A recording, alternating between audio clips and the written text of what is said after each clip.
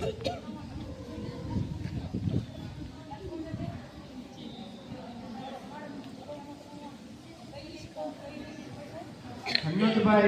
ಬಾರಿ ಹೊರಗಾಕಿದ್ಮೇಲೆ ಮತ್ತೆ ಮೂರು ಸಾರ್ತಿ ದೀರ್ಘವಾದ ಉಸಿರನ್ನ ತೆಗೆದುಕೊಳ್ಳೋದು. 11 ಬಾರಿ ಉಸಿರು ಹೊರಗಾಕಿದ್ಮೇಲೆ ದೀರ್ಘವಾದ ಉಸಿರು ತಗೊಳ್ಳಿ 3 ಬಾರಿ.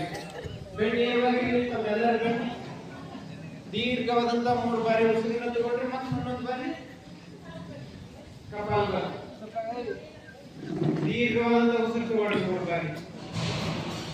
ಆಯ್ತು, ಮತ್ತೆ 11 ಬಾರಿ.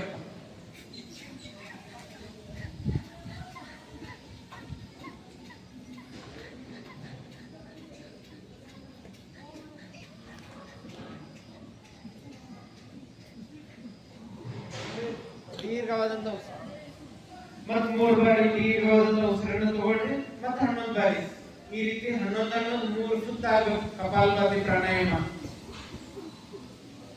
ವಾತ ಪಿತ್ತ ಕಫ ಏನಿರ್ತಾವಲ್ಲ ಅವು ಸ್ಥಿರತೆಗೆ ಬರ್ತಾವ. ದೇಹದಲ್ಲಿ ಇರ್ತಕ್ಕಂಥ ನಿಮ್ಮ ಪಿತ್ತ ಆಗೈತಿ, ಅಸಿಡಿಟಿ ಆಗೈತಿ, ಅವಕ್ಕೆಲ್ಲ ಸರ್ವ ರೋಗಕ್ಕೆ ಮದ್ದು ಯಾವ್ದಂದ್ರೆ ಇದೆ.